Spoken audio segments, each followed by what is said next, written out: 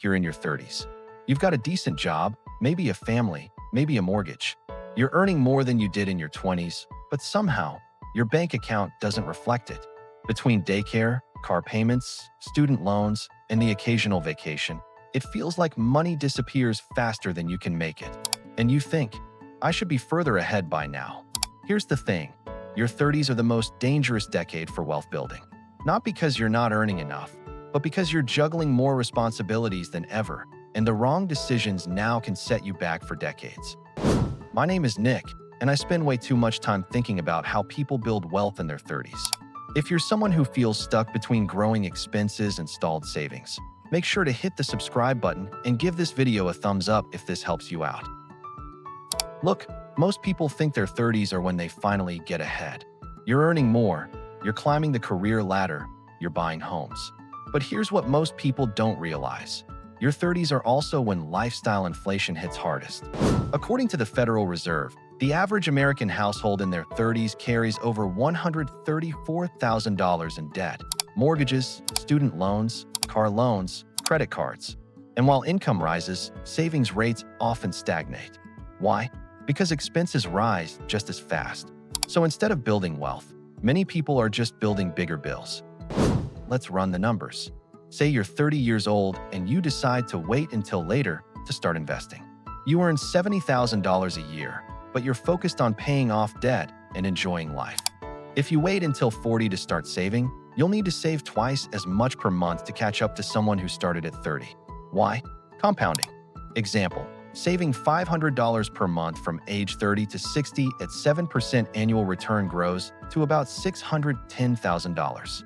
But if you wait until 40, you'll only have about $290,000.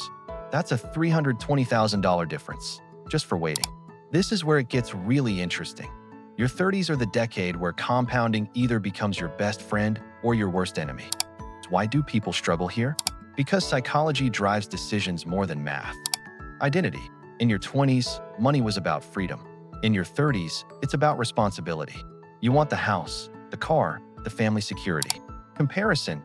You look around and see peers buying bigger homes, nicer cars, taking vacations. You feel pressure to keep up. Stress, debt, bills, and kids create constant financial stress. Saving feels optional when expenses feel mandatory. Here's what most people don't realize. Your brain tricks you into thinking short-term comfort is more important than long-term security. Now, you might be thinking, Nick, I can barely cover my bills.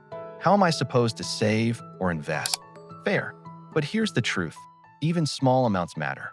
Saving $100 per month in your 30s can grow to nearly $120,000 by retirement with compounding. The habit matters more than the amount. Or maybe you're thinking, I'll save more when I make more. Look, income growth doesn't guarantee savings growth. Lifestyle inflation eats raises alive. If you don't build the habit now, you won't magically start later. Think of wealth building like planting a tree. Your 20s are the seed stage. Your 30s are when the roots need to grow deep. If you neglect the tree now, it won't survive the storms of your 40s and 50s. The earlier you plant and nurture, the stronger the tree becomes. Waiting until later means weaker roots and less growth. Chart increasing. Here's how to survive your 30s financially. Automate savings. Pay yourself first, even if it's just 5 to 10% of income. Attack high-interest debt. Credit cards and personal loans are wealth killers. Avoid lifestyle inflation. Just because you earn more doesn't mean you should spend more. Invest consistently. Use index funds, retirement accounts, or employer matches. Protect your family. Insurance, emergency funds, and estate planning matter now more than ever.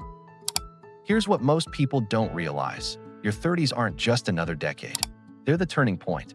The habits you build now will either set you up for financial freedom or trap you in decades of debt. So don't wait. Don't assume you'll catch up later. Later is always more expensive. Start small, stay consistent, and let compounding do the heavy lifting. Your future self will thank you. Hit that like button, subscribe, and share this with someone in their 30s who needs a wake-up call. Let's build wealth the smarter way, starting today.